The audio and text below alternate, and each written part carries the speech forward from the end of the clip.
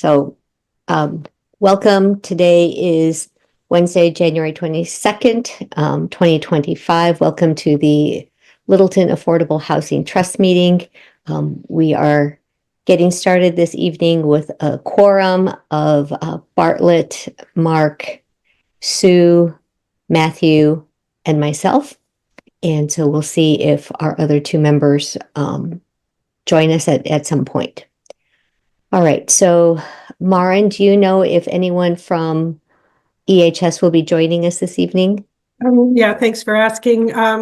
Amy DeMichael shared that there are no new LRAP applicants.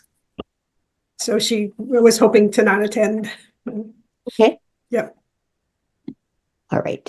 So thank you very much for that information. So if we do not have any new applications, then we can move on. Marianne, welcome. Thanks.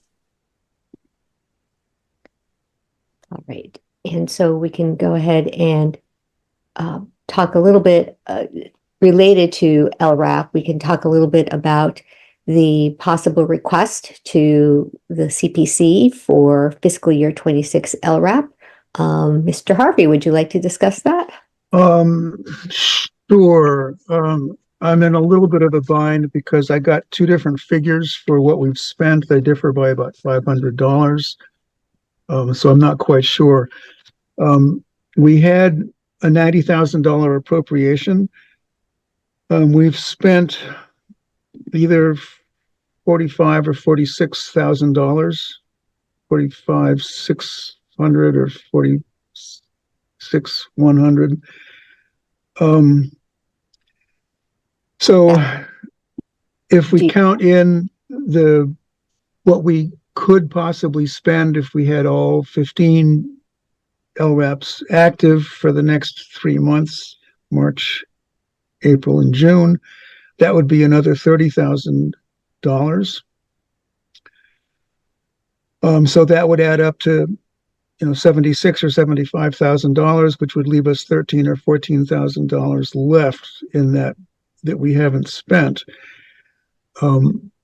Before I asked CPC for money, I think we should decide what we want to do about expanding the number of slots, if that's the right word. There's been some discussion of that.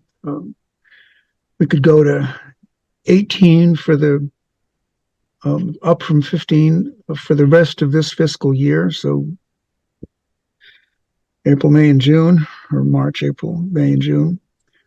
And then we could decide to go up further to 20 or not at some point for the next fiscal year. Elder Human Services is of the opinion that we are going to need to increase the number of people we serve if we want to not turn people away. So I don't know. I think we should discuss increasing the number of places.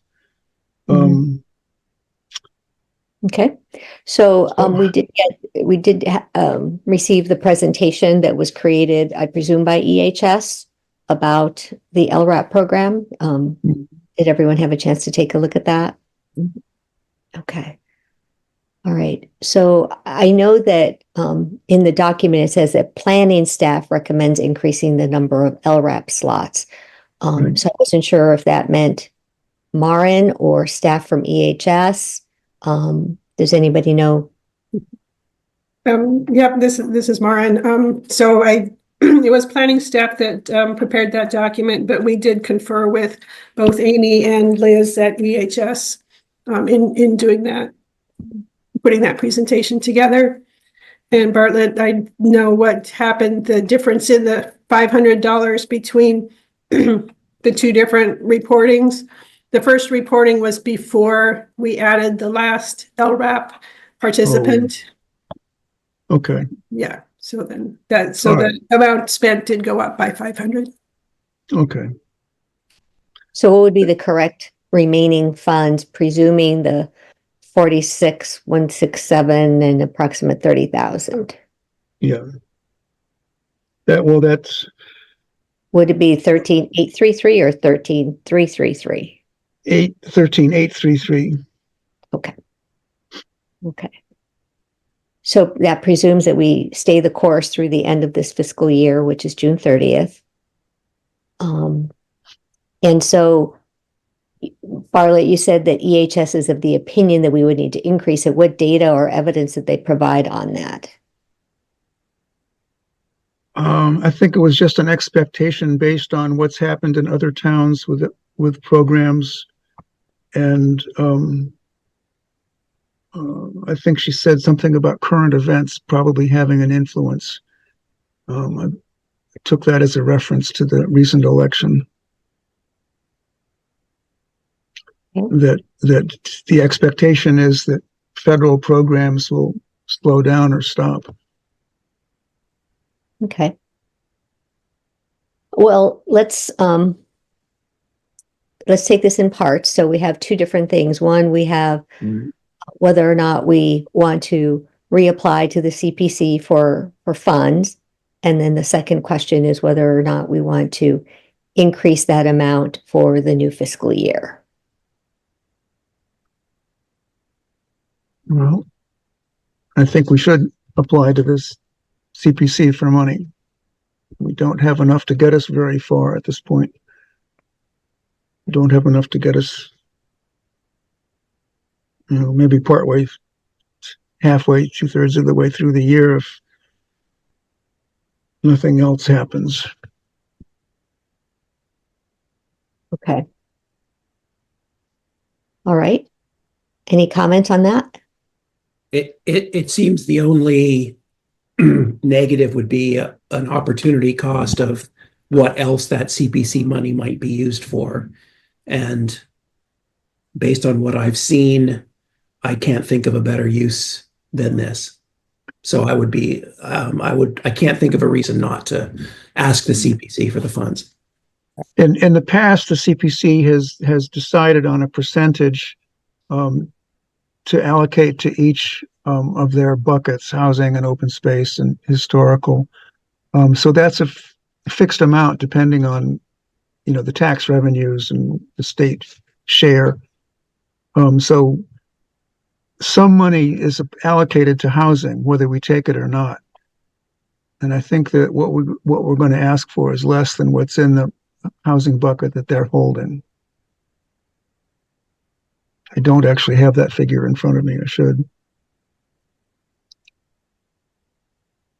Okay, so we've heard from members that we do want to continue to request dollars from the CPC for use in the LRAP program.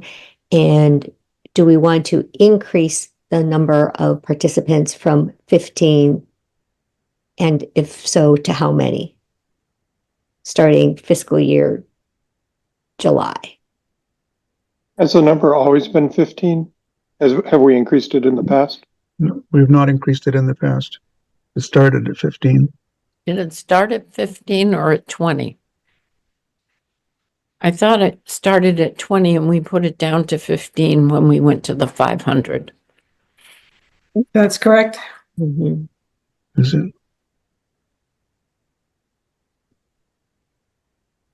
I don't see any reason not to go back up to the 20. It doesn't mean that we will have 20. We haven't had 20 all at once, but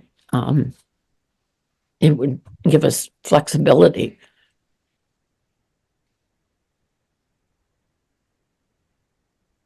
So 20 at 500 for a year is $120,000. Correct. So, Mr. Harvey, am I correct that you would then take that 120 and subtract out the existing remaining funds that would be approximately 13,833? Correct. Okay. All right. Discussion on this? I think it seems like a reasonable request. I think we're not changing the criteria. We're just anticipating that there could be more demand. So I think it's a great value, that we can bring to the community. So I'd be supportive. What I suspect will happen is we'll get into a situation where our options are, if we do get to the maximum, someone will want to renew for a second or third year, and there will also be applicants, and we'll have to decide which of those things to prioritize. So in the past, we've said, yeah, sure, go for another year, because we had we had extra money, but Mhm. it could happen that we have to say, no, you can't, we're cutting you off after 12 months because that's the term of the contract, and we have other people who need the help. So I don't know whether changing the number actually impacts that decision or not. If we keep it lower, it might be easier to extend those assistance, but we also might be turning people away from the beginning. So I don't know which one's better, actually, or worse, I guess I should say. Well, I think that we will need to cross that bridge when we get there, if we do, so. Well, but Sue, it looks like you're gonna say something? Well, if we went to 20 as our cap and now we have 15, and some of those 15 want to renew, and we get one or two new ones, we wouldn't have to be turning anyone down. I know we can't keep putting the cap up and just because of that, but going to 20 for our cap would definitely give us more flexibility, I think. Correct. So I'm for that. Okay. I'm for going for 20 and asking for the 120,000. I'm in favor of 20. Whatever. I'm in favor of 20 as well. Okay, I am too. all right, so do we have a motion for this? Hi, it's Angus. I have a question. Hello, Angus. Hi, good evening, all. I'm assuming that we're thinking in terms of expansion because we have the grant from the governor. I'm not entirely sure, but my question is: are we sure and are we certain that every year we will have this money coming through, or we will have enough to cater for 20? Because I'd hate to see us go up to 20 and then we have 20 and then next year we don't have the funds to continue. But certainly if we're sure that every year we will have the funds, then sure, 20, go for it. That's my question. Well, every year, we do need to go before the CPC to request new funding. Bartlett, would you like to elaborate? Yeah, I think we can be fairly confident, because what we get is, from the basic, surtax we get, which is 1% of the taxes for the whole town. We get 20% of whatever the Community Preservation Committee gets.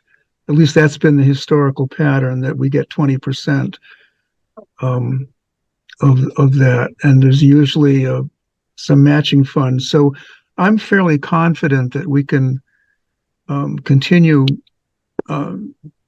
asking for money in the ballpark of 120,000 and not run into an empty bucket at the Community Preservation Committee level. Where we run into potential issues, as Matthew was saying, is it's an opportunity cost. Like if for example, if we wanted to do a development, we locked up a large percentage of the money that we'd have available from CPC that we couldn't spend on other projects. Other housing in the housing bucket, right? Right.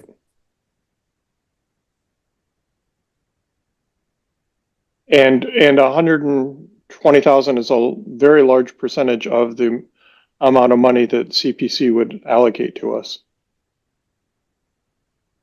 I believe 20% of CPC revenue is probably about $90,000 for the 1%. I think the town is making it 2%, so it would be in the neighborhood of 160,000. So we'd have a little bit of other money that we could do things with, but not enough to do real projects.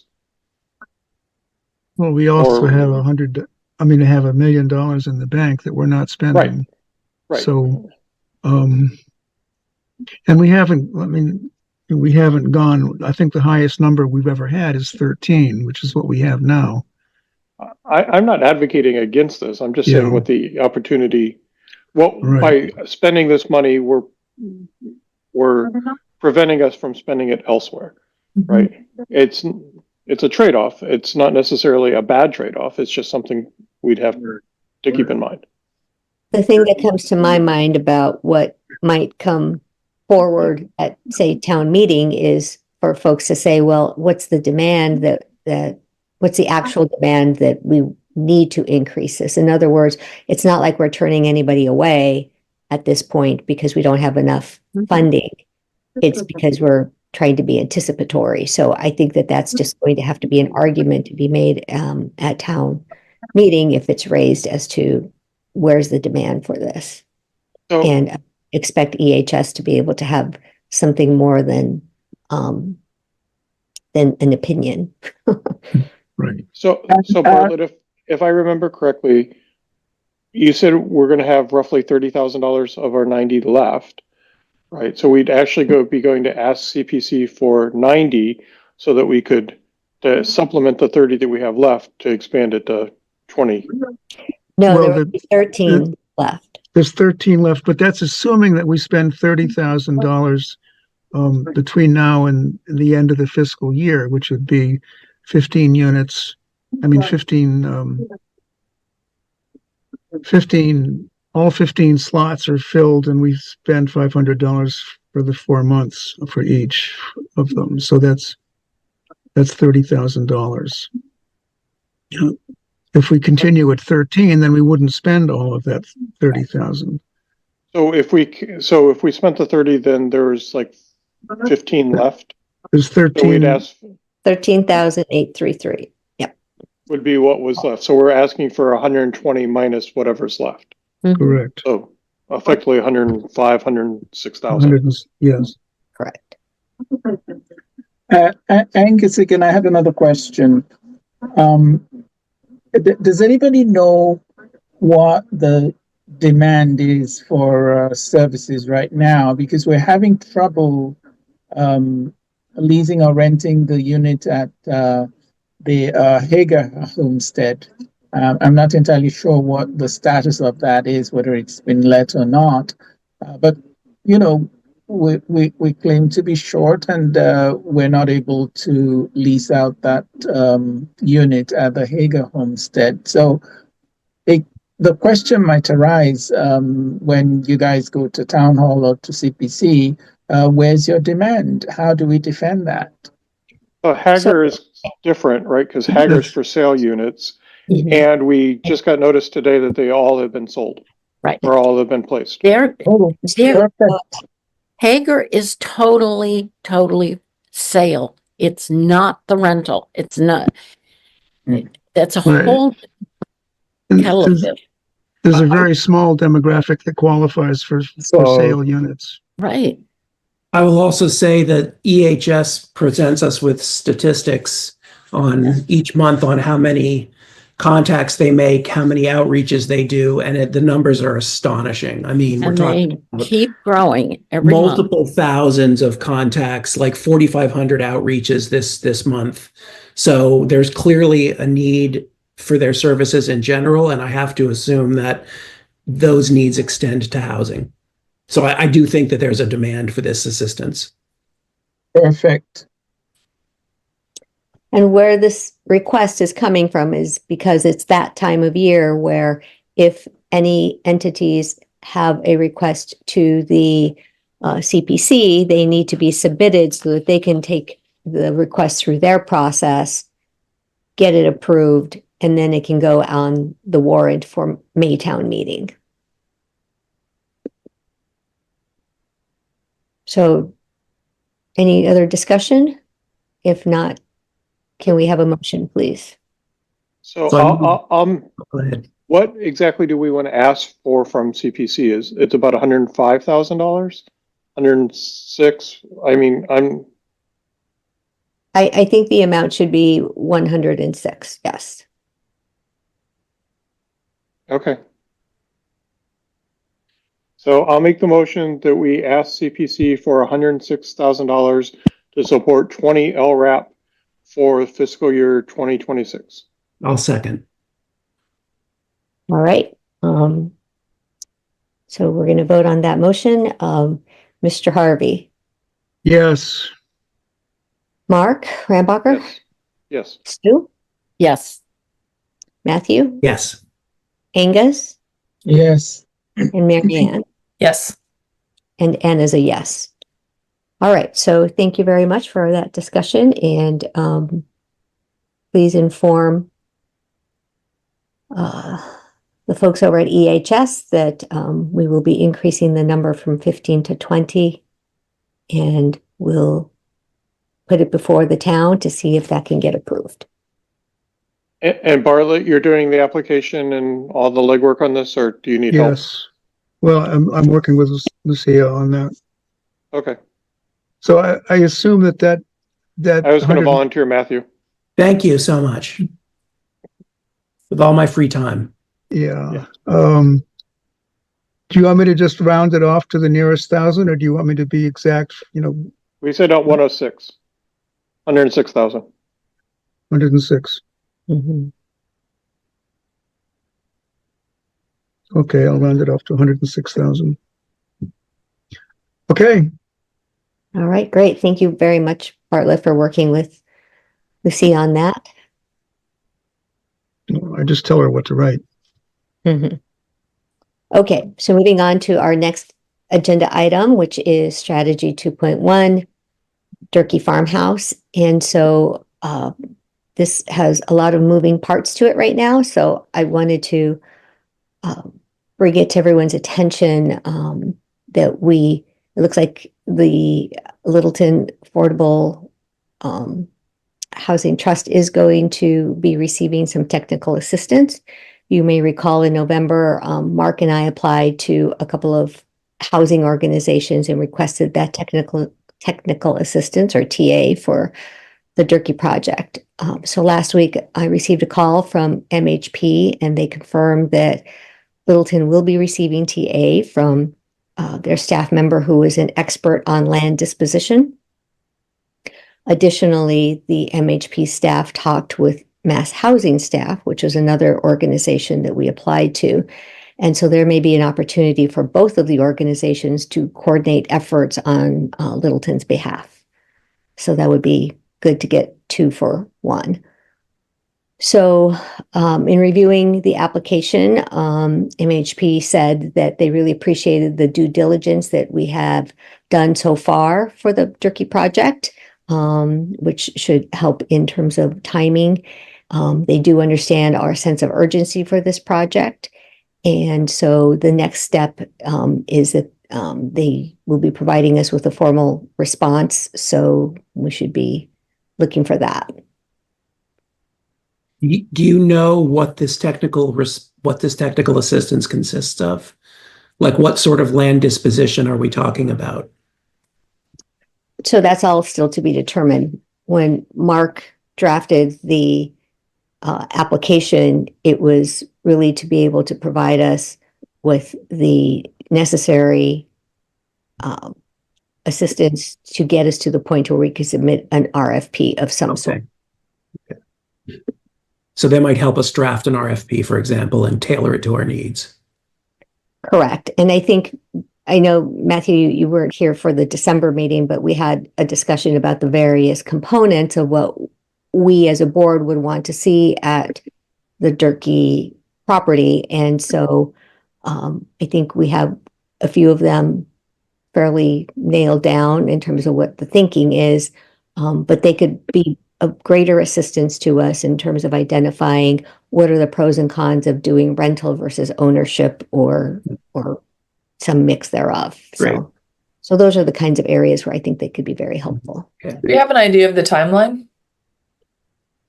We don't have any idea of the timeline. I think that obviously, as was our charge from last year, we want to try to get this done as quickly as possible, and they know that, they understand that.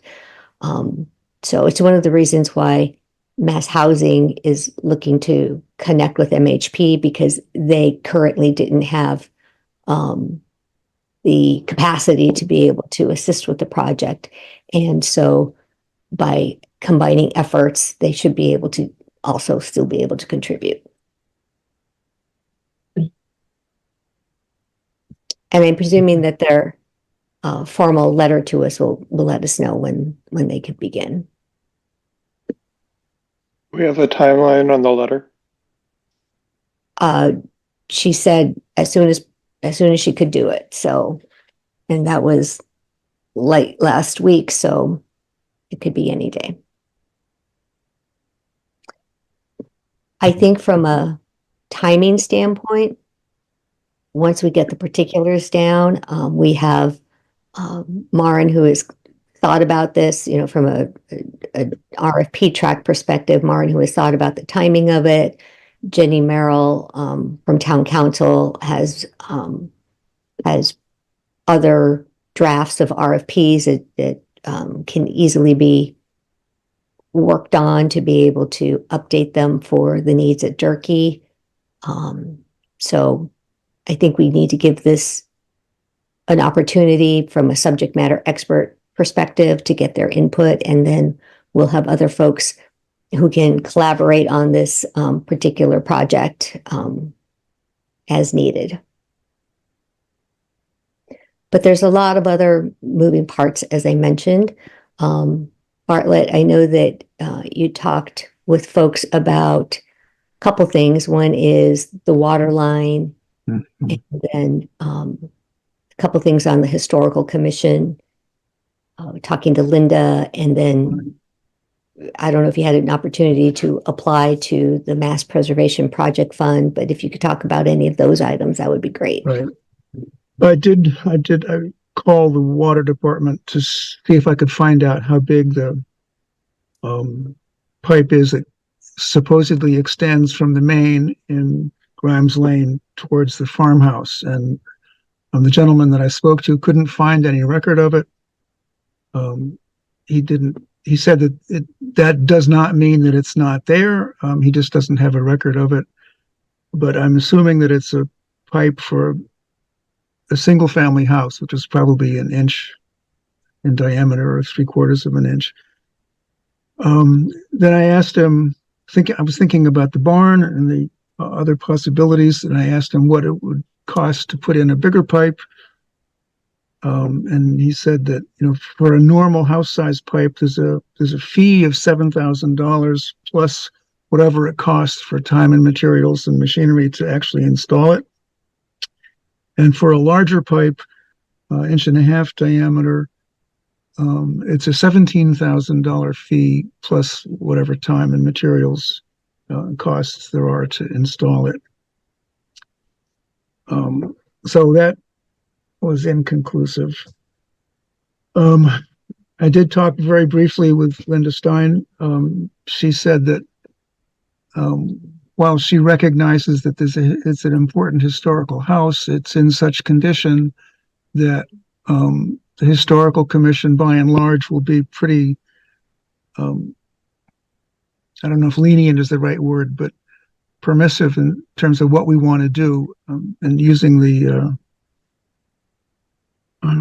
house. Anyhow, I mean, that we can do stuff, and it was necessary to make it into a livable house. And that would, probably include taking out the back wall and rebuilding it so that it is holding stuff up, and new kitchen and all of that stuff.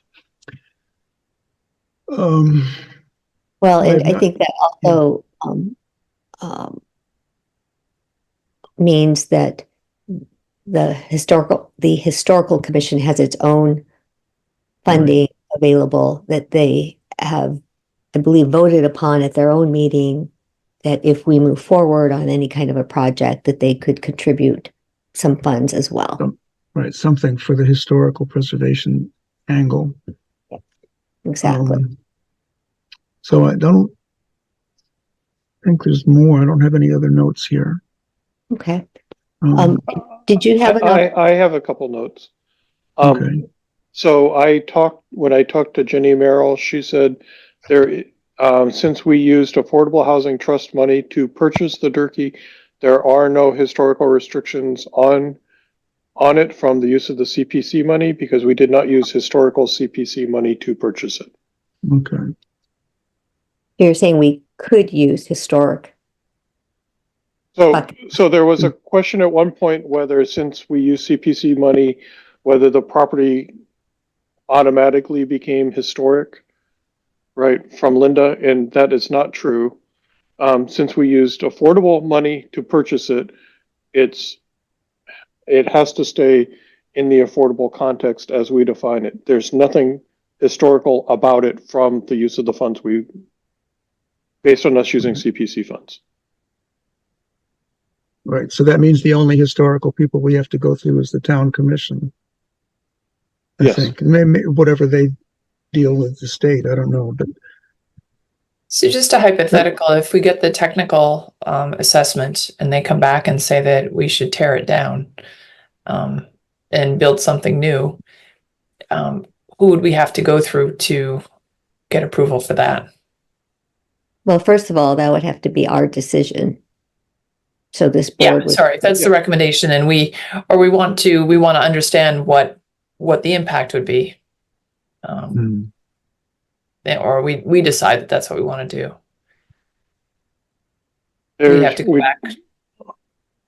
I think we would have to apply for, so the house isn't listed on any registry or anything, is it?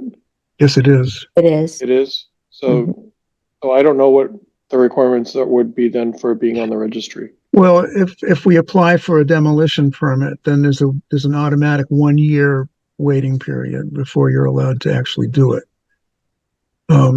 I think that if we get a recommendation to demolish the building, I think the historical people will say, well, at least try to save the front facade. And maybe the whatever that little wing is, that L on the side.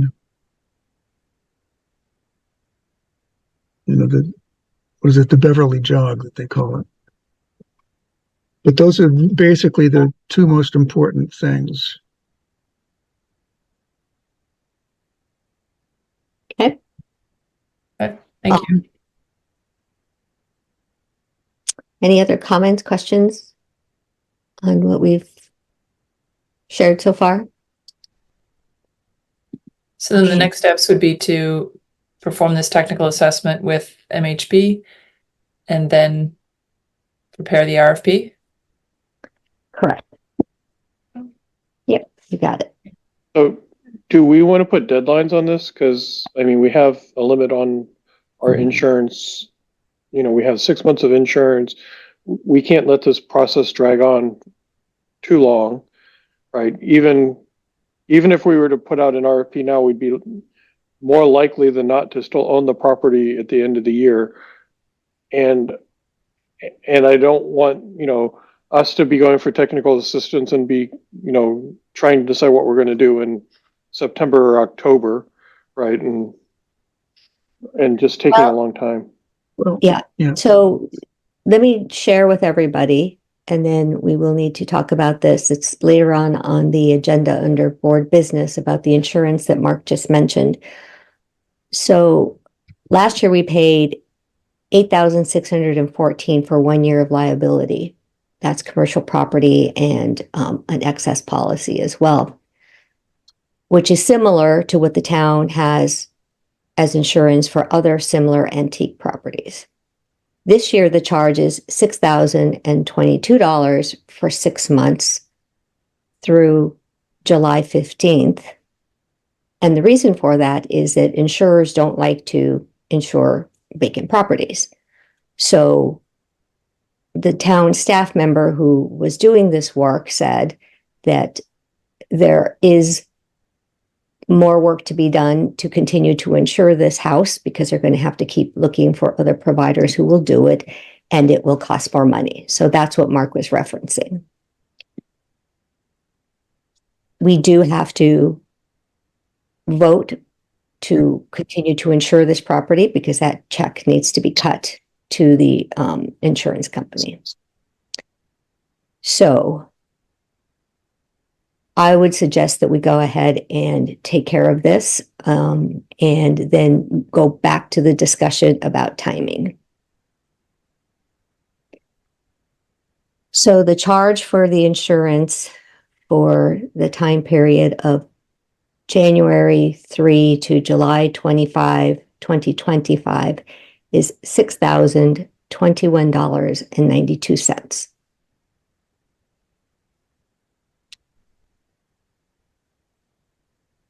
And the motion that Maren recommended is that we move that the AHT vote to expend the amount of $6,021.92 of AHT funds for insurance coverage for the 260 Foster Street Durkee Farmhouse property. So moved. Second, Second, Okay. Let's vote on that. Bartlett, Yes. Mark, Yes. Sue, Yes. Matthew, yes. Angus, yes. and Marianne. Yes. And Anne is a yes.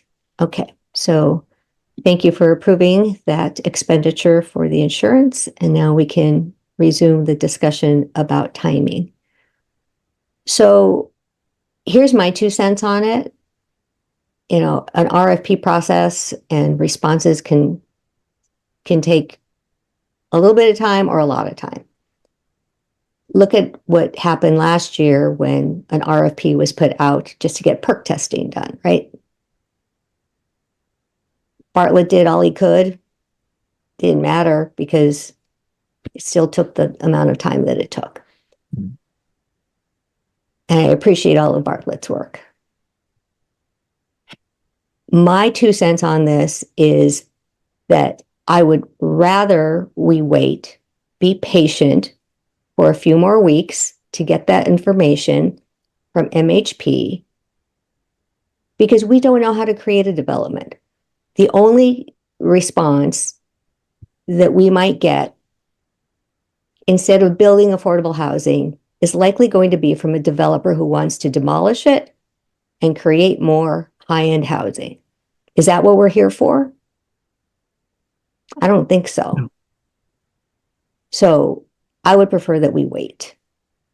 And if we want to put a time frame on it, again, we can put a time frame on it, but if we don't have the assistance that we need, we're going to go in blind. Well, yes. Anna, what technical assistance are you expecting from MHP? I mean, I was thinking that they were going to help us, that the technical assistance would be in grant writing or RFP writing, and Yes. not an structural evaluation or any other kind of, No, but given the fact that they have people on staff who are experts in land disposition, yeah. they should be able, well, let me go back. The videos that we talked about in December, and I think Marianne may have been the only person who watched those, but there's an entire process that has to happen before we can even get to the point to where we are all on board, comfortable with what we want to happen on that property so that we can be crystal clear in the RFP about what we're looking for. Because if we're not clear, we're going to get all kinds of different stuff. That's what I got out of being able to watch the video, is that you need clarity on the questions that others are going to ask. How many units? What kind of families, community do we want there? Do we want it to be rental? Do we want it to be for ownership? So those are all the kinds of questions that they can help with. They can also help us with the historical portion of it. What's going to be the best bet? Do we do housing in the barn and the house? Maybe they say, you know what, it's better to expand the barn. I'm just saying, we don't know Yeah. what they're going to offer up because we're not the subject matter experts, they are. So my question was, when we had talked about putting out an RFP sooner rather than later, with the technical assistance, what do we want the new date for the RFP to be that we're ready to go to an RFP process? As We soon as can't say, okay, and what is the date? What is the latest date that we're going to go through this process? I mean, we always wanted to put it out yesterday, but if our technical assistance takes us through July, is that too late? Or when do we decide enough is enough and we need to move forward with whatever we have? That's my question, because I don't want this to, I mean, the Tottawon property took forever to get to where we're at, and we're still not done. We can't keep doing this where these processes take, multi-years. And so what's the option, Mark? I mean, as a town, we haven't had very good luck with putting RFPs out that are then successful. We just haven't. So I go back to the 12 Robinson Road. We put that RFP out. We were successful. We have it developed. And that process took almost 2 years from the point that we put out the RFP. So I'm just worried that if it takes us a long time to put out the RFP, we're going to be sitting here stuck, right? And so for me, a lot of it depends on this technical assessment. And you mentioned 2 to 3 weeks. If that's the case, if we can get in the calendar and get feedback in 2 or 3 weeks, then, right, of course, it doesn't really cost us much to wait for that. But if that is going to take us through July, then we might want to look at some options of working in parallel. And so what you're saying is that we're going to then expend volunteer and town resources to go down a parallel path that then the consultants might come in and say, why are you guys going down that path? Because we were impatient? So I think we need to go to the consultants and say, we want to have an RFP out by, I'll just throw out April 1st. We need to be working towards a date that we can't keep this dragging out. We're going to be sitting here on the insurance trying to pay for that for a while. I mean, at $14,000 a year, that's how many LRAPs we couldn't fund because we're spending it on insurance on a building that we don't want to own, right? This has to move along. And I understand we don't want to rush it, but we also don't want it to drag out. And even issuing an RFP and finding someone that wants to build it, it's still going to take a year from then. So I mean, it just needs to move. And I'm okay with going through the technical assistance. I just want to say the technical assistance needs to be time boxed.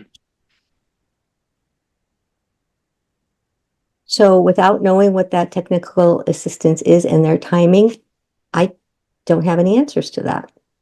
So, Sue, it looked like you were going to say something. Well, no, I was just going to say that Mark knows, like more than the rest of us, that everything takes time in this town or in municipal. You're not, like you say, Robinson Road took 2 years, and that was even a little faster than it seemed like it was going to be. Well, Robinson Road went back several times because... Well, yeah, exactly. Well, that's true too. It wasn't just 2 years. I mean...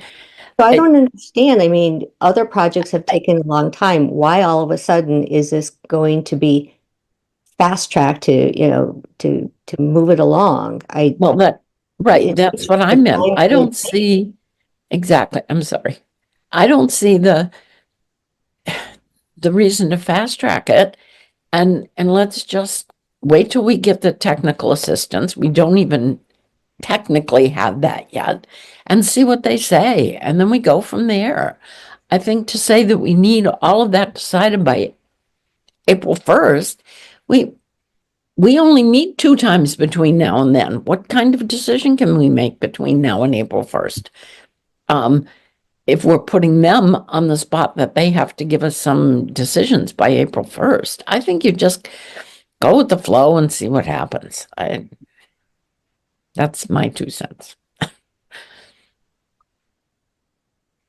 I'm too old to get tied into knots of But Mark's point being, like, we're going to end up spending $20,000 a year on insurance. on insurance. Yep, we are. I mean, I do see. I mean, I understand your point, and boy, nobody knows how long things take better than I. Yeah, well, exactly. I think we just need to temper our. I think like being very clear about our timelines and pushing for them is important, because if we don't, it's going to drag on for a long time, to the point where we're spending so much money on insurance that we're going to eat up our resources for no good reason. Yeah, I So, agree with that, with the resources. And I also, just personally, I think we should challenge ourselves to get it done faster than average, right? And just look for opportunities to move it along more quickly than others. It doesn't mean taking shortcuts or ignoring important steps. But I like the idea of being a little bit more aggressive and not just letting it come to us. So I think there's a compromise in there somewhere. And I think trying to time box mass housing, right, to get them in sooner rather than later. And just if there's any part of the RFP that we could front load a little bit, right, things that are not going to change much, just to get that process started, and then fill in the blanks, right, once we have the technical assistance. well, and as I said, the RFP has already been drafted as can't think of the term, not an empty box, but it's a It's a A boilerplate. blank canvas. boilerplate, exactly. Yeah, the So, boilerplate's there, but it, so I guess at this point, what I can say from challenging, like you said, Marianne, challenging ourselves, if we have an opportunity to see them sooner than our usual monthly meeting, then we should do that. It might very well mean that we need to double up on some meetings or have them at times that we typically wouldn't expect, so that we can meet closer than typical 1 month timelines. right. And just to be clear, I wasn't saying that we had to be done by April. I was just saying we should set a goal for ourselves when we want to be done, because we all know this takes longer.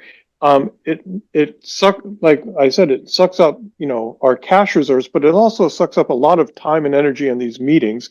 And it'd be nice to actually, accomplish one of these projects and move on to something else. We're still talking about Tahadawan. Right, so that's a perfect. We need to. We need to get these things moving and finished so we can move on to the next ones, right? Mark, and not I just be- totally agree. I totally agree. So let's move on. Let's move on to the next one, which is Tahadawan Road. Could you please provide an update on that? Sure, I can. So I have been in touch with Carolyn Reed and Jenny Merrill. Carolyn has the contracts from us. She said last week that her lawyers who reviewed them, and she would be getting in touch with me and Jenny sometime this week with their feedback. I have not heard anything from her yet. I will follow up with her, I guess, tomorrow morning to see if she has anything, assuming that she hasn't already reached out to Jenny. So we're trying to move it along. I think we got stuck with holidays and lawyers again, so. Holidays and lawyers. Love them and not love them. That's my Warren Zevon cover band. All right. Well, thank you so much for your follow-up on Tahadawan Road, Mark.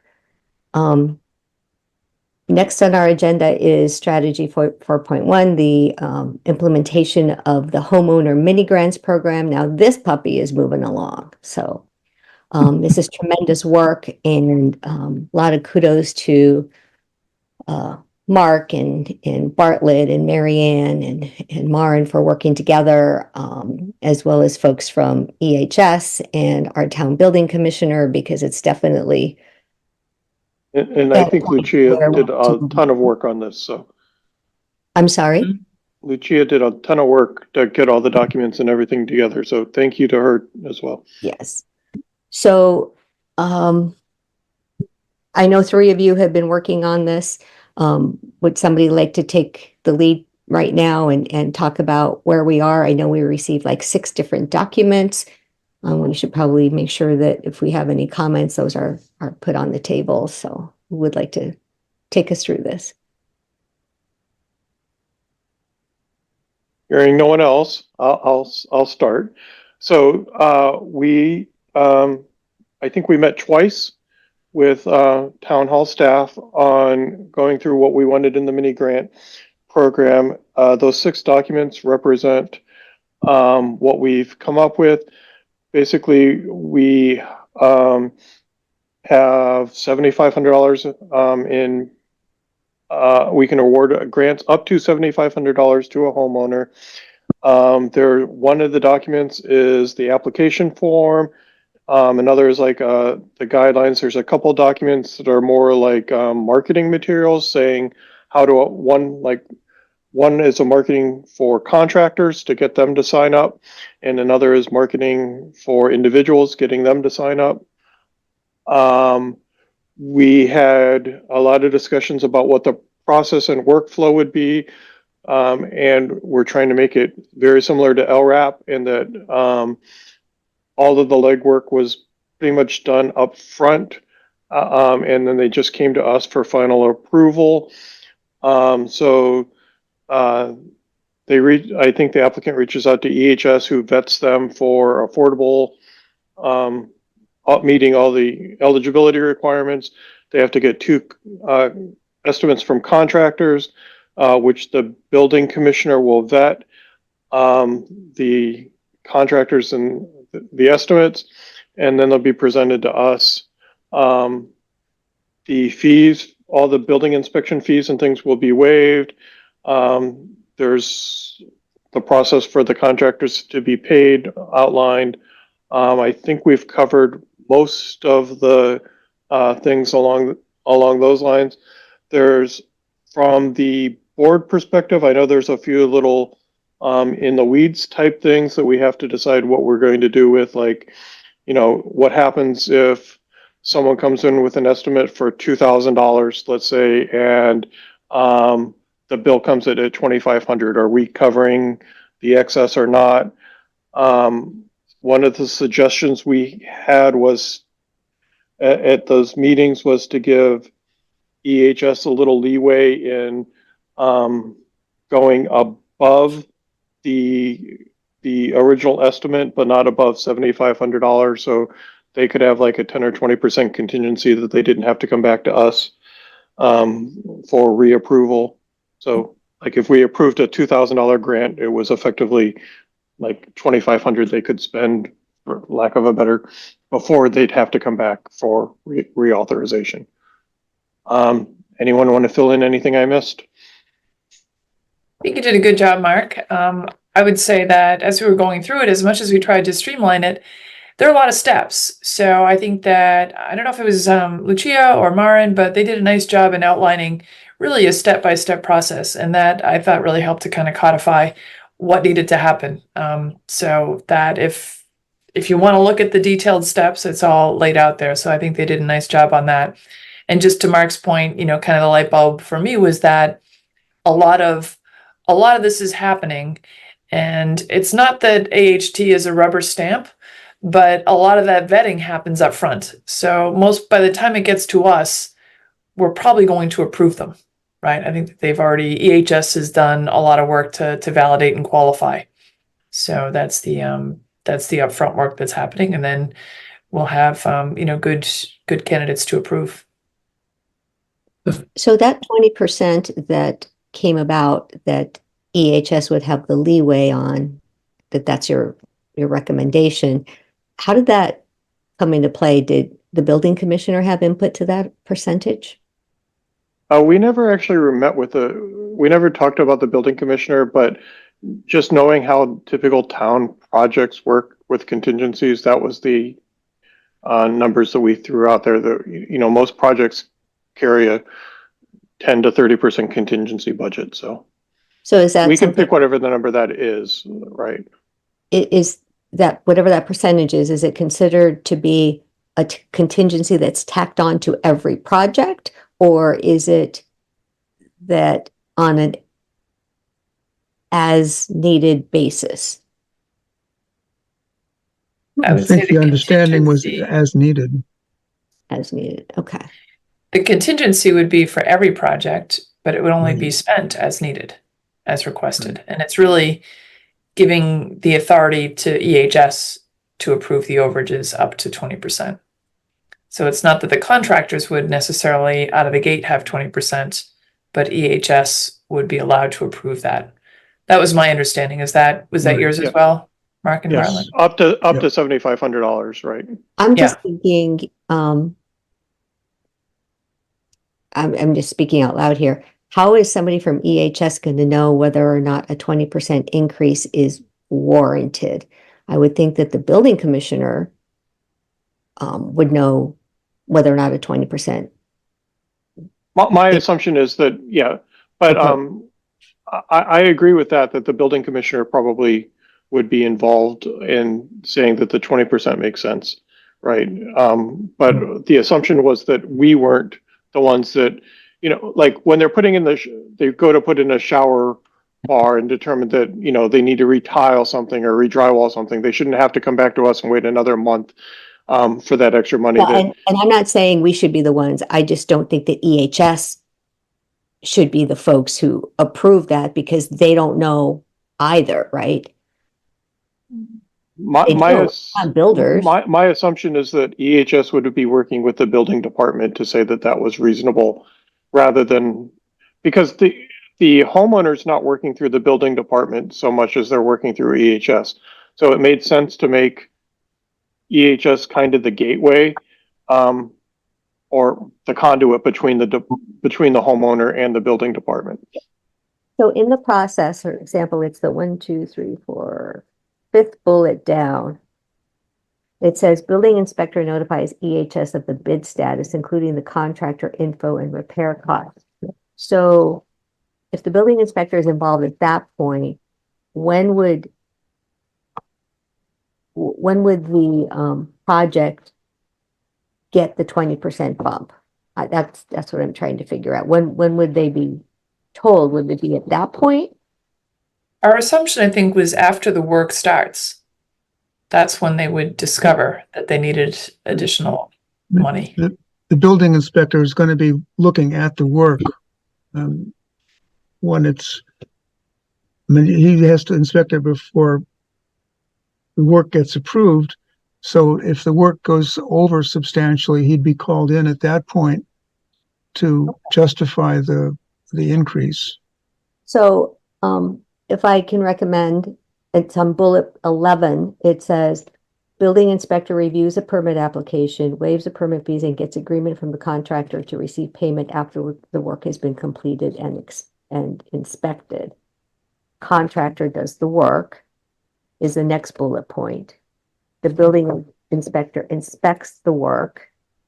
How about on that one, which is bullet 13, building inspector inspects the work.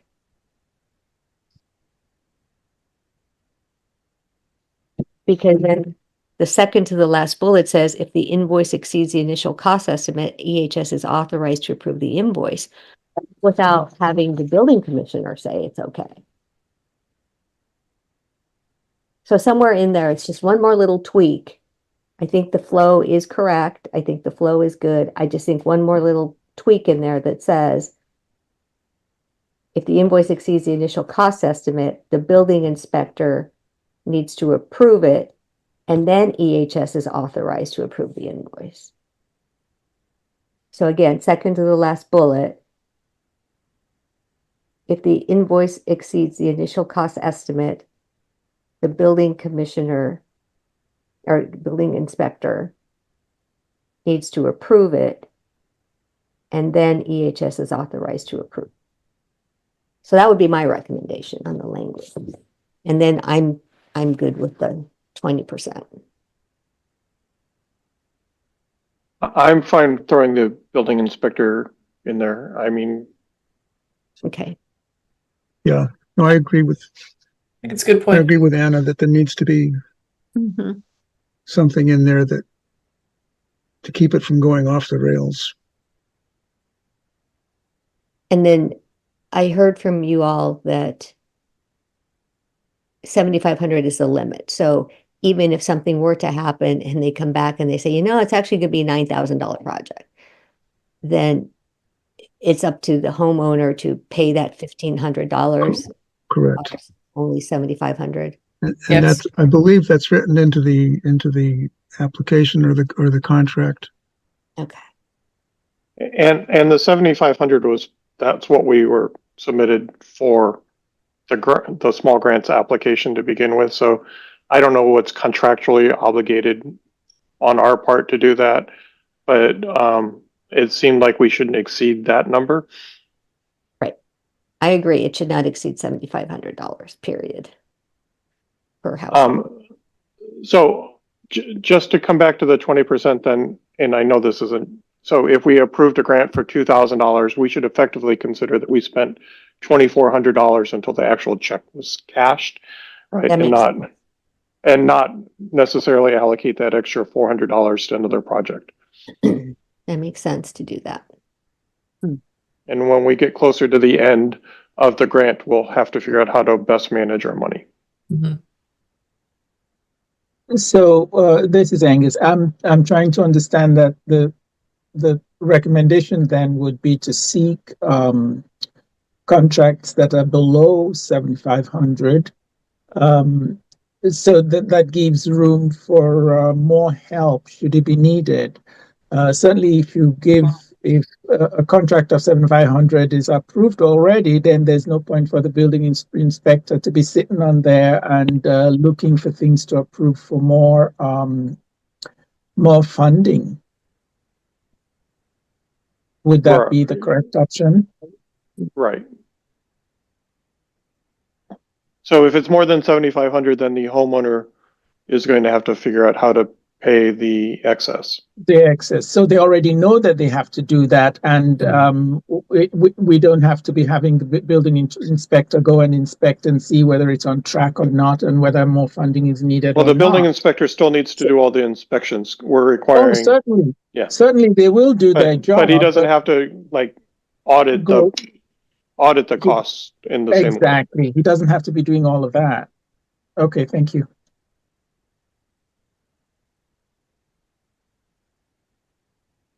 Other comments or questions on any of the flow or the other documents? How are the contractors vetted in some way? Yep. Henry interviews them. Okay, great. Or goes over the project drawings or information with them. Yeah, because they'll have to accept some payment terms, and I think it'll be a group that will be interested and will be focusing on this type of work, I would expect. Well, as I said, this is just really great to see it all come together and all the pieces are here. The flyer for residents, it says grants awarded by the AHT. My recommendation is just to have that spelled out because residents won't know what AHT is for the most part. So if we can actually say Affordable Housing Trust, it puts our name out there as being the entity that is awarding, which is accurate. And then I noticed that the flyer language is slightly different than the guideline language. For example, the purpose or reason for it is different on the flyer. The guideline language says things like health and safety and to improve substandard conditions. So I don't know if that was done to kind of soften those words, but to the degree that the language can be the same, just so that there isn't any discrepancy in the future. For example, a homeowner might say, oh, well, the flyer says I can use the money for this, but then maybe the project is more like, not really. It's not substandard. It's not for health and safety, but the flyer says it's for this.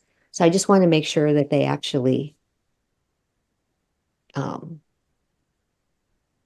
Yeah, match I up. don't want to speak for the folks who wrote them, but I think the intention was for us to keep them aligned. Yes, And it's aligned, possible that's as it. we were making some tweaks on one, they may not have made it over to the other. Exactly. So I think it's good to go back and just double check some of those things. Yeah, that would be great. Thank you so much, Mary Ann. Sure. Happy You to take said a it look at much more eloquently. No, we've all been looking at these documents a lot, so it's good to have fresh eyes seeing them and, noticing things that we haven't. So that's great. And then I wanted to ask, in terms of the promotion for this, how will it get promoted through the town? Sue? Well, one step in the promotion is next week, Tuesday. Amy and I are going on the on LHTV with a promotion of it, to explain it, to talk about the program, and then that will be sort of an introduction. LCTV, sorry. We have Terrific. EHS. EHS has a monthly highlights program that we try to get in just activities and programs that are coming up in the next month, but also if there's some special thing to talk about. So that's what we're doing. Amy and I have already set that up with Mark Corey for taping next Tuesday at 1:00. Terrific. So other things for promotion, I don't know if it's in if someone wrote up a blurb for the newsletter. But we Yes, can, okay, good. they're Perfect. already sent in. Okay, if anyone from the Affordable Housing Trust wants to come to the select board meeting and do 5 minutes on this on Monday, I can get you time on the agenda. You just have to let me know. We just have to decide it tonight, so I can put it on the agenda before it's published tomorrow. Could you elaborate a bit on what that is? Say that again. Can you elaborate a bit on what that is? Someone can come to the select board meeting, talk about it, show some of the flyers. We can put the flyers in our packet, whatever we want in there. And you can just say, look, we have this money available for the Affordable Housing Trust, from the small grants. It's going to start on February 1st. Apply through this channel. It's just a couple minute blurb. You can either be on the agenda or you can come and do it at public input. On the agenda, you have the advantage that the slides would be in the packet. Okay, I'll do it. Okay. All right. Thank you, Angus. One other point I think Amy's made in the past, and Matthew mentioned earlier, the number of calls that they get from citizens, and I think she already has a list, she said, of folks that she's going to reach out to about this program. And I expect that there'll be some word of mouth marketing as well. We've talked about it at every COA board meeting since the grant was approved, or at least it's come up in discussion, or it's come up that we've announced that this is where it is at the status of it. And I do know that there are people already that EHS staff has identified that could use it, could use help in this way, and that there's definite projects that would qualify. And remind me again, how many projects can we do within this fiscal year ending June 30th? It's 16 total projects. Well, 16 times 7,500, right, gets us to the 120,000. Is that right? Yeah, we have quite a bit of leeway of what we do this fiscal year, and what we do next. The update from today was that the contract between the town and the state has already been fully executed. So that was just finished up today. So the reimbursement funding will be available whenever we're ready to send in the invoices. Okay, so there is no limit, Maren, and there is no minimum that we need to do? There were goals that were set, and I was trying to get that paperwork today, and I couldn't locate it. That just might be helpful in case there's any questions, because I know that sometimes residents will think, oh, I'm sure it's only, 2 of them available or whatever, but to be able to say, no, this is how many are available for this year, this is how many would be available for next year might be helpful. So if you I think our target timeline, right, is if we approve it in this meeting tonight, then we can start February 1st. Is that what we said for our go live? Yep. Okay. Great. And then the final promotion I just wanted to mention is I know that Jim Duggan now has a podcast, so that's another opportunity for somebody from this board to be able to go to Jim and request the podcast and have this be one of the topics. So Looking at you, Sue. I'm sorry. Looking at you. You just nominated. great. I gathered that. Mark does a good job of nominating me for things. Yeah. Just kick him, Sue. Tell him tell him to stop. Well, thank you. I would have volunteered to go to select board meeting Monday, but I'm out of town until Tuesday morning. So Well, thank you. So now you can do the podcast instead. so now I'll check with Jim about the podcast. Yes. Terrific. Thank That's you. on my list. All right. So Mary Ann, what motion would you like to make for this evening? I know that we didn't have anything specifically agenda to vote on, but if there is something, because I want to make sure that this keeps moving forward. Sure. So I think we need a motion to approve the documents as sent out to the trust. So Well, we are going to change. As amended, as Anna amended. as amended. As amended, yes. Okay, so motion to approve the documents as amended. So And to moved. start the program and February 1st. go live February 1st. So moved. Second. Marianne moved, you can second it. Second. So, Mary Ann, Anna, yes. Anna, this is Angus. On the small grants award letter, I'm going to work with you on polishing it off a little bit. I just reviewed it and made some notes. Well, I would actually recommend that you share what those notes are, because we just had a motion to approve the documents as amended. So what recommendations do you have, Angus, for the letter? Okay, so on the line that where it says home repairs at your residence, I think Which document? we're talking about the grant letter, the award letter. Okay. Okay, go ahead. You got it? Okay. So delete at as it appears right before the line. And then stepping down to where it says the awarded grant amount will be paid directly to, add your contractor, and then colon, your should go up there.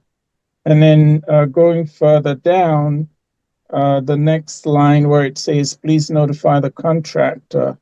You want to delete the repeated word there, the before the required. And then where it goes, it says permits from the building department.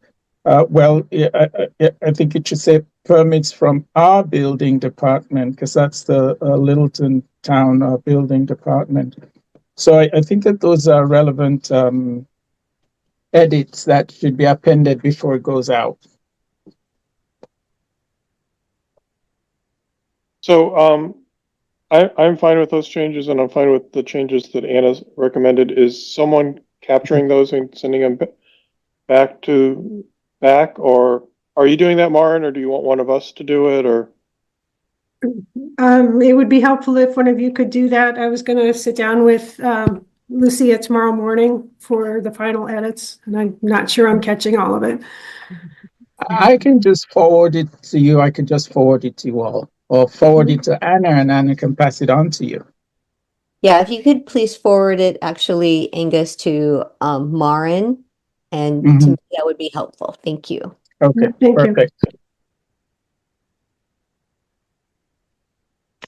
Okay, so I have a motion to approve the documents as amended to start the program and go live February 1st. And those amendments include my comments about the 20% and Angus's comments about the letter. And I Anything- seconded. And Matthew, thank you for seconding that motion. All right. All right, so let's see, all those in favor, Bartlett, Yes. Mark, Yes.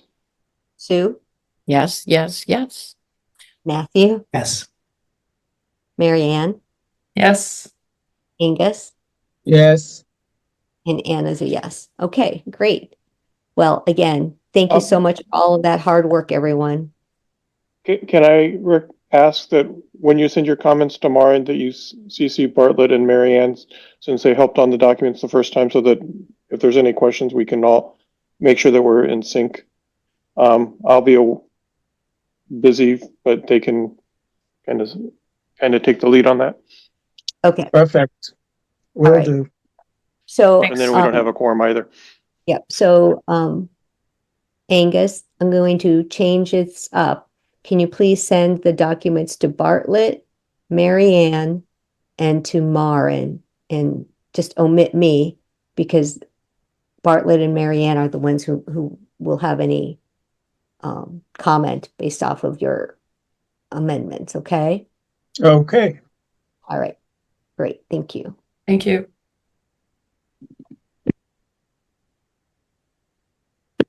All right. So now we have board business, and this is an opportunity for everyone to provide any kind of update that that you would like. So Bartlett, do you have any updates to share that we haven't already talked about? No, I don't think so. Thanks. Okay. Angus? Yes, I unfortunately was not available for the meeting before Christmas, and I do apologize for my absence, but that was the hybrid meeting. So I want to use this opportunity to reintroduce myself, especially to new members, and what I do. I'm a physician trained in gerontology, which is the biological, psychological, and social aspects of aging. And so what I do complements the work of the Council of Aging, and that is my role. I see it as trying to make sure or help assure that no needy senior is left without when they come to us here at the Lilton Affordable Housing Trust. So I wasn't there live, but you know about me now. So thank you for all you guys did last December. That's it. All right, thank you, Angus. Sue, any? No, no update. Okay. Matthew? No, I don't think I have anything. Mark? I just wanted to say Anna and I are meeting with Keith Bergman on Monday, Keith Bergman's our former TA in town. He's now on the Concord Affordable Housing Trust. So we're going to meet to compare notes and see, he seems to know where all the money's available. So we should be able to get some good information out of that. Great. Good. Thank you. Like to be a fly on the wall at that meeting. Marianne? You'll be out of town. I know. Now I see we have the meeting with Metro West later on the agenda, so it'll be good to talk about that meeting. Hold my thoughts till then. Okay. Maren, you have a couple of items. Can you please share with us about Hager Homestead and Yeah, and so the news we got back from HL, from the state today was that the two affordable units at Hager Homestead have now been added to our subsidized housing inventory. So that's always great to get through that process. As believe I shared last time, the 60% AMI unit at Hager Homestead did sell. The purchaser had just waited an amount of time between being qualified and signing the purchase and sales agreement, but that sale has already gone through already. So that was great news. And then the other item that I had was we have a bill from Metro West Collaborative Development for the quarter of work. And I am completely drawing a blank on the amount. And if you want me to check my email, I can for that number, unless you happen to have it. no, if you want to go ahead and check for that number and we'll come back to it. Yeah, And did you have any other updates after that, Maren?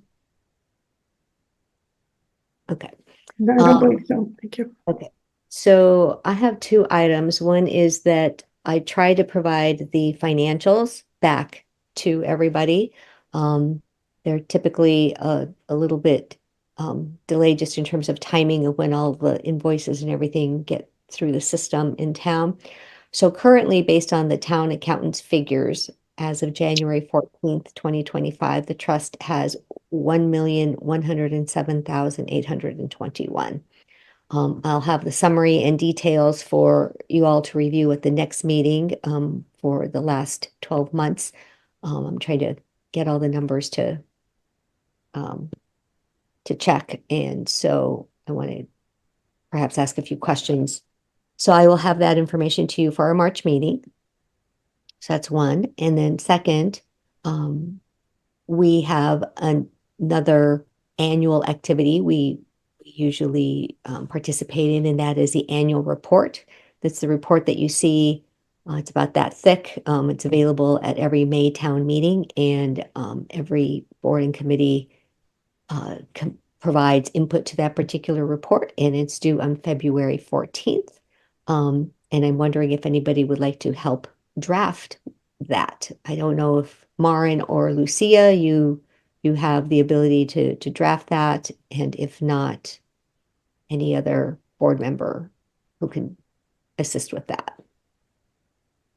So traditionally, the content comes from the trust members. If you'd like to defer that to staff, you certainly could. I'll help draft it. I mean, I have to draft one for the select board, so what's adding one more to the plate? Maren, do we have the content from last year's electronically? Yeah, yes. Yeah, Maren, or not Maren, sorry, Lucia sent it to me, I think just yesterday, so I can forward that to you. Helpful. Mark, I'm happy Okay. to help as well. Okay. Thank you. All right, now I know it's really going to be awesome. Thanks, Marianne. Sure. Thank you both. I appreciate it. So we'll go ahead. I do have a question on that. If it's due February 14th, it will be before our next meeting. So we're not, you're trusting us to do it, or we're trying to get it approved by the, Yeah, I think this you want me to might ask for an extension? well, it depends on when our next meeting is, but I was also going to say that it could be the kind of thing, the kind of topic that we send out the document to everybody, and anybody who has specific comments can send it back to Maren and I, and then we can make the final draft. Does that seem reasonable if we ask everybody to review it? Okay. Yep.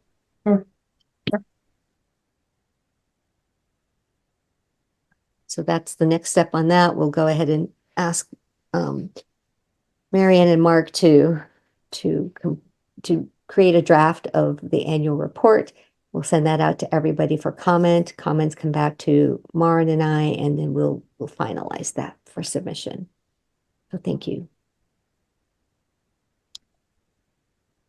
Okay, if I found the amount of the invoice from Metro West Collaborative Development, Okay, go ahead. the amount is $1,520. Okay, and that is separate from the quarterly amount that we get charged and have previously approved, right? This is the quarterly amount for the October through December of this past year. Okay, but I thought that they waived like a They $250. waived the 250. Correct. And the 250 is what's typically charged every quarter. The 250 is the once annual fee. Oh, the one's annual fee. Okay. Yeah. All right. And what does the 1,520 account for? Okay, that's what I sent to my email.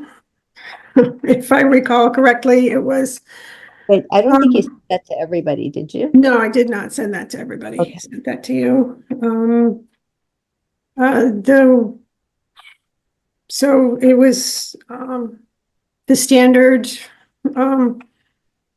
work that, the consortium does for the region, which is, the meetings in that time period. And then they also, for Littleton, they also prepared a scope of services for a, housing needs assessment.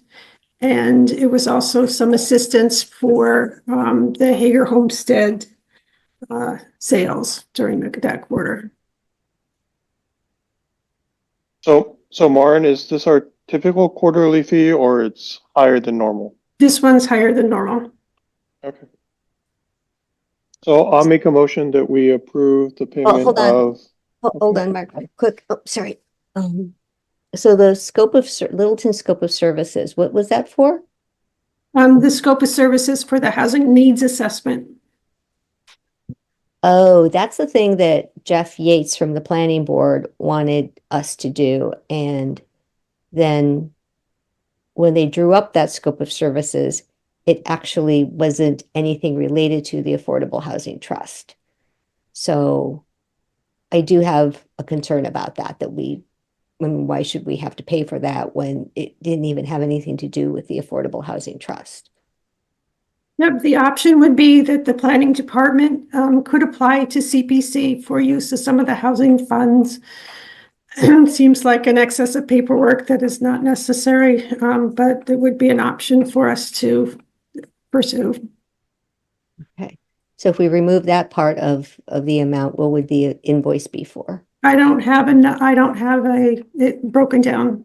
We get a total amount invoice. We don't get a breakdown. if we don't pay that amount, then planning is going to apply for CPC funds to pay for it, and it's just going to lower the bucket, the affordable housing bucket from CPC, I think is what Maren just said. So, Well, so considering the fact that earlier tonight we were concerned about every penny, this is where I would be concerned. This was something that the planning board brought up. I was hesitant about it, and Maren said we can drop a scope of services under the presumption that it was going to be for affordable housing. When we got the scope of services, it was not. It was general housing needs. And I don't see any reason why this trust should be paying for that. Which is And why you asked not to go forward with the work, correct? Right, but then we actually have to pay them for having drafted up a proposal. That just doesn't even seem reasonable. Organizations draft up proposals all the time and they don't get paid for that. So Maren, what is our typical quarterly bill? Roughly. I'd have to go back and check. I couldn't tell you off the top of my head.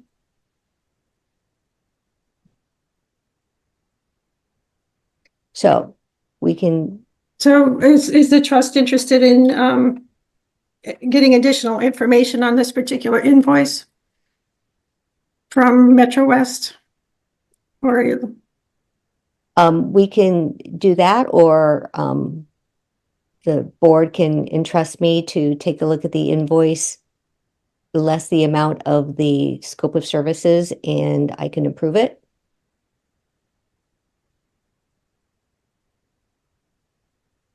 What say you all?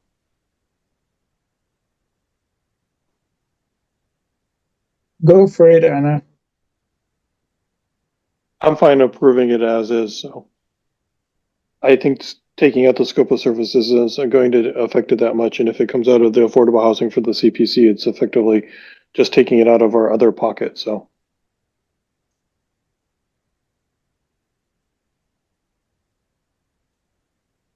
Yeah, I agree with Mark. Is that a motion? Because we do have to vote on this, so is that a motion, Mark? I was going to make a motion to approve the invoice at $1,520 for MWCD.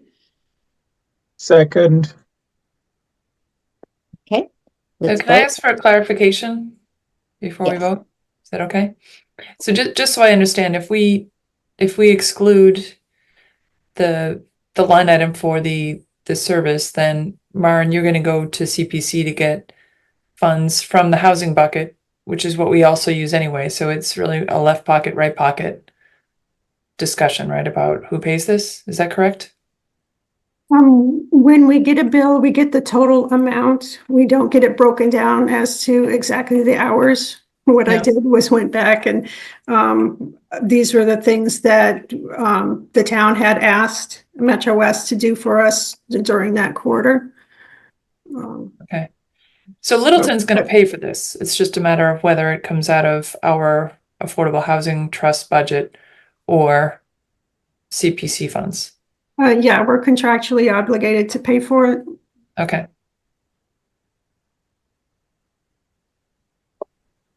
If we're contractually obligated to pay for it, then I would second Mark's, or if someone hasn't seconded yet.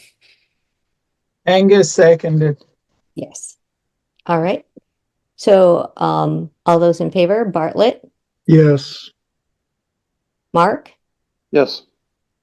Sue, Yes. Matthew, Yes. Angus, Yes. Marianne, Yes. and Anna is a no. So that has majority, so that invoice can be paid for 1,520. Thank you very much. All right, so then we had the Durkee Farm Estates Insurance. And we already took care of that. So we have Metro West again. So Maren, could you please inform us about the meeting from earlier today? Certainly, Metro West Collaborative Development was reaching out to each of the towns in the consortium to meet in person because so much of the work we've been doing has been remote. So they came to Littleton this morning. I was able to invite a broader group of people to meet with them because it felt very important to me for this broader group to understand who Metro West is and what they currently do for the town and what some of their other background is. So it was very, it felt great to be able to introduce everybody and give everybody a deeper understanding of what they do. And I think we had some good conversations this morning. But I'd love to also hear from the rest of you who were in attendance. So I was there, and thank you for the invitation. I thought it was really helpful and educational for me, especially being new, to understand more about the services they offer, how we can potentially partner with them, and also understand where we can't work with them, right? Where they might have conflict of interest. It was good to hear that spelled out. They had a couple of recommendations for us, which I think were valuable as well. When you say recommendations, can you be more explicit? So one example that comes to mind is, and I don't have my notes with me, but it's a potential guest speaker who could come to one of our meetings to talk about the concept of YIMBY, I think is what she called it, right? Yes, in my backyard. and it's how to build support from within the community for affordable housing beyond the Affordable Housing Trust. Mhm. So Bartlett, Mark, Aaron, I don't know if Yeah. you have more to add on that, but that was something that I definitely noted No, that we might want to no. follow up and consider as a guest speaker. Yeah, that's a good summary. The other part that I took out of it was that they do development, and they pretty much advocated for rental housing as opposed to for sale housing, because there's a demand for rental. It's much easier in terms of arranging occupancy. And there were a number of reasons that rental is the preferred, or their preferred way to go. Good to know. So, for those that don't know, they are currently redeveloping the police station in Hudson into affordable housing. An old police station, they ripped down the building and put up a new one. It's 40 some affordable units starting for between 30 and 60% AMI. The Medway project that we talked about before was their project with, I think, 90 affordable units, some of them senior affordable. So they provide technical assistance, but then they also actually do these development projects. From there, they said that, again, they're the ones that basically say that the minimum number of units has to be around 40 for these projects to be affordable. It opens up a lot of grant and tax credits that they wouldn't get otherwise. And they were very strong, and like Bartlett said, they do rentals, and they own the project when it's done, and then have a management company they contract with. We did ask them. Oh, sorry. We also did ask them if we could do a multi-parcel development where 10 units here, 5 units there, and get it all to add up to 40. They thought it was an interesting concept and would investigate to see if something like that would work. Go ahead, Marianne. I was just going to comment on the discussion we had around RFPs, and their thoughts were not quite consistent with that video that we watched. Like they are okay with having more open-ended RFPs, and then they come back and propose, based on their experience and their expertise, in terms of the units and the affordability. So I think they have a little bit more latitude and kind of like the flexibility of a more open RFP. Is that your understanding as well, Mark and Bartlett? Yeah. So do you mean that they engage with the respondent after the RFP submission has been made, after the response, and then work through and say, okay, well, it's this type of respondent, so we're going to do 45 units? They're one of the respondents to the RFP, and they like it when there's more flexibility in what they can do. Oh, I see. Okay. Is a big piece of what they or an input for them as the funding, and they referred to it as a lasagna model because there are so many different layers of funding, and a lot of the decisions, if we're too narrow in the RFP, then it constrains them in terms of the different layers that they can go after in terms of additional funding. That's how I understood it, right? That they want to be able to apply for as many of these tax advantages and credits and things to make it attractive. And that what you're talking about, Marianne, is exactly where I think the technical assistance for Durkee, going back to that conversation, can be helpful, because they can say, okay, yeah, you guys are being too restrictive on that. It needs to be a little more flexible. Or on that one, you really need to tighten it down so that it provides greater direction, to your respondent. So that's part of where I think they could be helpful as well. Yeah, makes sense. Like it was a great meeting. And from conversation with Metro West early on, when we were trying to determine which organization to ask to assist with technical assistance, when they said, yeah, that they really weren't in a position to do that because they would want to at some point bid for different projects in Littleton. And so I would assume that they, along with others, would be able to bid for the RFP. So. Great. Yep. Any other comments on that? Okay. So next is tomorrow, thanks to Marianne, we have a meeting with Lab 9.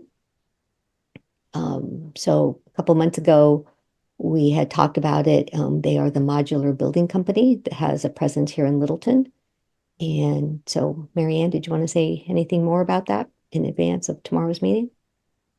No, well, just quickly, looking forward to it. We're going to have a tour of the facility. They asked what we wanted to cover, and I said just that. I kept it simple. We'd like to understand more about Lab 9 and how they operate, projects that they might have with, the view or the idea that we might be able to partner with them at some point in the future for affordable housing in Littleton.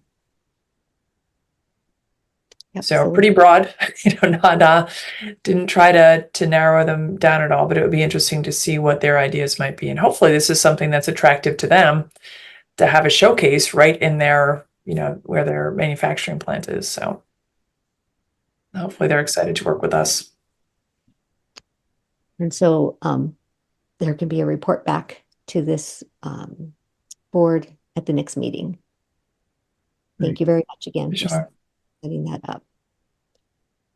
Item E is taking the required ethics training. I think you all probably received the email from Diane Crory, so let's not have her have to hound us about it. Make sure that you've taken your mass ethics training at that link, and it's very helpful. And then on, excuse me, I don't think I got the message from Diane. So Oh, you I will. can get the link. I will. Okay. Oh, you will. All I right. will forward that message to you. Okay. Well, I see the link here on the agenda. I can use that, but I just want to make sure I'm not, missing any other important Diane messages. If there's some distribution list I should be on.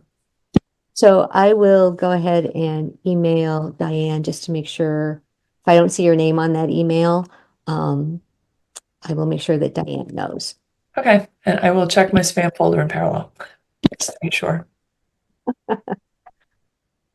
I filter her messages too. Don't tell her.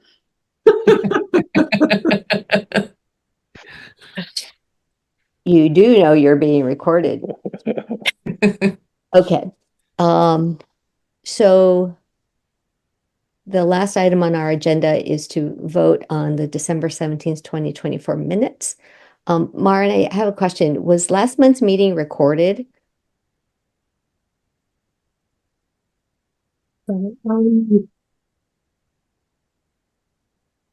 I think that's the one that was missed.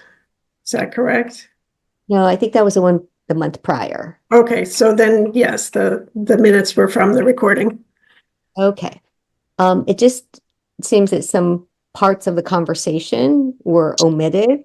And so I wanted to ask if Lucia could go back and include some of the information about the grant applications and the discussion that we had about rental versus ownership. There was a lot of dialogue that was completely omitted from the minutes before we proceed to take a look at them. That's my thought. Okay, so I guess that begs the question of how much time the trust expects Lucia to be spending on your minutes versus other work. Well, I don't know what her other work is, but I guess I would say that the minutes should be complete. Okay, minutes are required to have the votes and a general outline of the discussion. As they get longer, it gets very tedious to get through the minutes process. It takes a lot of time. Well, if they aren't complete. I hear what you're saying. These are the board's minutes, not the chair's minutes. I would like to hear input from the rest of the members on their thoughts on the quality and the length of the minutes. Oh, Anna, Would be what do you most- think is missing?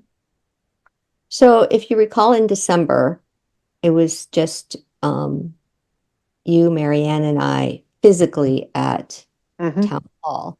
And we had an ongoing discussion about rental versus ownership and why we thought it should be one versus the other.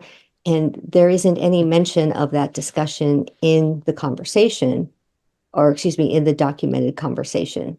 So it's not like it even said, and there was a discussion about rental versus ownership. It's just not even there. So it's that level of omission that I don't think is okay. I think they're incomplete.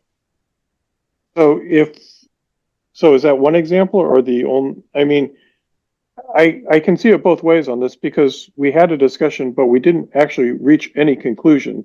So there's no real, I understand that it would be nice to have something in the minutes that said there was a discussion of it, but beyond that, what would you want to see in the minutes? That's for it. that? That's it. Just that those topics were discussed, because otherwise it's as if they never happened. Okay. So if we add a bullet that says there was a discussion of rental versus ownership, is that Yes. enough? Yeah. Okay. But it's more, that's enough. It's more to the point of it's not being recorded as part of what the discussion entailed. So that's my point.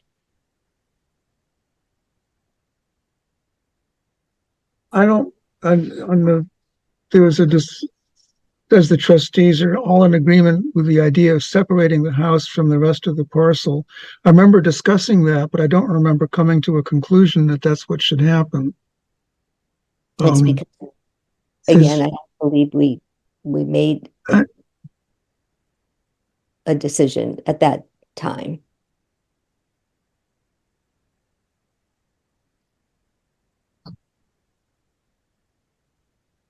You would Did like we? updated minutes for next time? For the next meeting? Yes, please. Thank Okay. you. Yep. And if I'm hearing correctly, it's not necessarily the length or the amount of detail. It's just that every item that's discussed should be mentioned in the minutes. Concepts. Concepts, thank you. And especially because at that particular meeting, I think there were two members who weren't present. So making sure that they're up to speed in reviewing the minutes, that would be helpful. Thank you. Okay, I thank you for the I clarification. empathize with the pain of taking minutes and figuring out what's important. I tried to take minutes in a couple of meetings and I determined that I am the worst minute taker ever. I empathize with the job of listening to a meeting and determining what's important, but I do agree with Anna that at least the concept should be in there, but if there was no decisions, then it can just be that we discussed, or it was to rental versus ownership was discussed, for example. No decisions reached. It doesn't need to be more detailed than that. And you can determine, at a certain point, like based on how long the conversation was, whether it was merits being included in the minutes or not. So I think it's a good point too. I agree. I think that having the concept there, because you're never going to get everything from the minutes. That's impossible. And I agree with Mark. It's really hard to do it. But if you have the concept, then like Matthew, if you missed the last meeting, you can say, okay, I'm going to ask Anna about that. I'm interested in that. I know all the details aren't there, but I know enough that I should ask someone. And hopefully that makes it easier for Lucia as well, that she knows that she doesn't have to have all the detail, but just high level.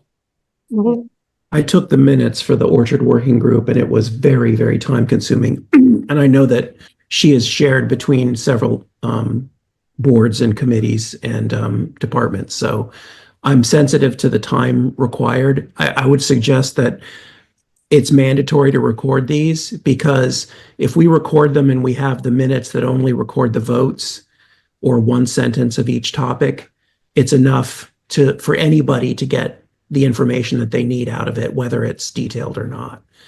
Because they can say, oh, it's talk about rental, I'm going to go to that section and listen to the recording. And I would much prefer that we have a recording and shorter minutes, just in the interest of saving time and money for the staff. Well, and one of the things that I believe I shared with Mark and Town Administrator Duggan is that there are so many ways now to be able to use technology to be able to have the minutes go through a filter of some kind, and you pop it out and there it is all in text. And then all you have to do is cut it out, cut out all the stuff. It's very easy. I hope that the town utilizes that at some point to be able to take the minutes. All right. So the last thing is to schedule a meeting. And I'll be the first one to say that I've got a very full plate right now. I've got so many activities and trips and work things planned over the next 2 months. It's going to be a lot. So I guess I would like to say for the next meeting, it's supposed to be scheduled. Let's see, what's the date? It's 18th. the 18th, Tuesday, the 18th, day after St. Patrick's Day. And I have a work commitment. After President's Day. I'm sorry. You're in the wrong month. Yeah, I'm already in March.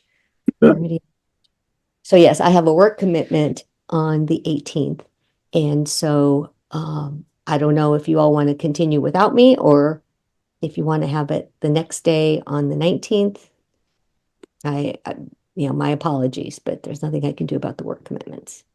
I'm available on the 19th. I am too. I have So am I. CPC on the 19th, I think.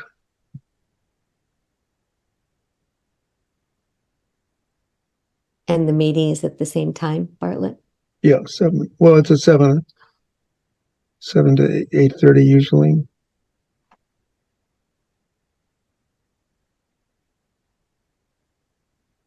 The 20th. I'm I'm- not available the 20th. Okay. That's starting at 7. I mean, one option is to move it to start at 6. Either Wednesday or Thursday, I could join for the first hour, something. Yeah, Bartlett, if we did it on Wednesday, the 19th, starting at 6, would that work? Yeah. Could do Okay. that. Okay, and we can try to keep the agenda as short as possible to try to get everybody out to other meetings. So Wednesday, I hear Wednesday, February 19th, Yes. 6 p.m. Everybody good with that? Yep. At 6. Sounds Right. good. All right, and Angus, you're good with that? Yes, I did comment that I was, yes. Okay, sorry, I didn't hear. Oh, I'm sorry. All right, so it sounds like we're all good then, so that our next meeting is going to be on Wednesday, February 19th at 6 p.m. via Zoom. And I did want to go back real quick to the minutes, and I know that Lucia will be listening and watching this, and to say, Lucia, I very much value everything that you do, and I wish that your work was easier so you didn't have to keep listening to us over and over again. And hopefully the town can do something to enlist technology to assist with all the note taking. So with that, are there any other comments or questions before we adjourn? No? Okay. Well, Maren, thank you so much for helping to facilitate this meeting tonight. And do we have a motion to adjourn? So moved. So, second. All right. All in favor, say aye. Aye. Bye. Aye. All right. Have a good evening, everyone.